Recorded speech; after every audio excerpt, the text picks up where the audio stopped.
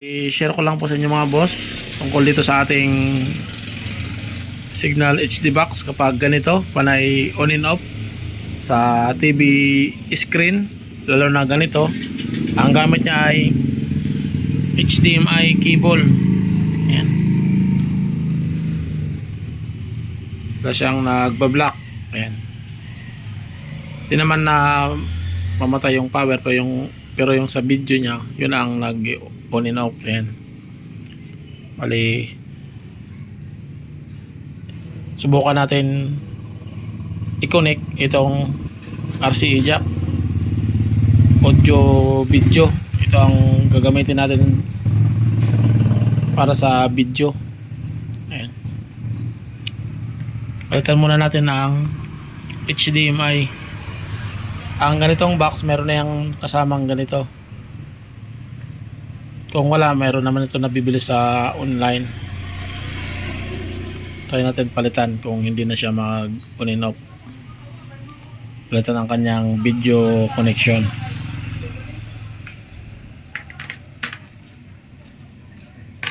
Ito, mayroon na tayo dito. Ito lang kakabit natin. Dito yan na ilalagay.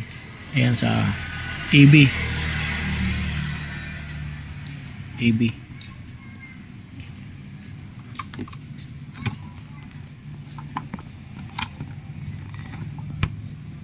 Ayan, nakakonect na sa EB. So ito naman i-connect sa likod ng TV, yung ganito. May tatlong color, red, white, yellow. Tapos lipat natin sa EB audio video. Press natin sa ating remote ng TV yung input o kaya source para mailagay sa EB audio video. Pero ang ating TV Skywork, ang nakalagay naman dito sa kanyang audio video ay ito, composite. Ito yung ginagamit natin sa ngayon. Nag-on and off, pali ititesting natin dito sa composite EB audio video. Lipat natin.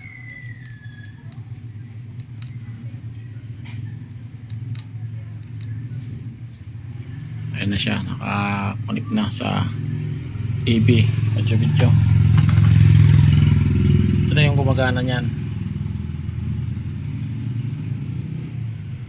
Ayan, hindi na siya nag on and off.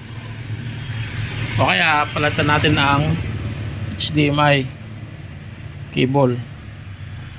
Baka naman luma na, kalawangin na yung kanyang connection. Ayan, ito mga boss, hindi na siya nag on and off. Okay na ang kanyang video. Kung sakali ganun pa rin, panay ang on and off sa screen, tatanggalin na lang natin ang ito. Bunutin na lang natin ang HDMI cable kasi minsan ganyan din. Dahil nga sa ground ang connection sa HDMI cable. Yan.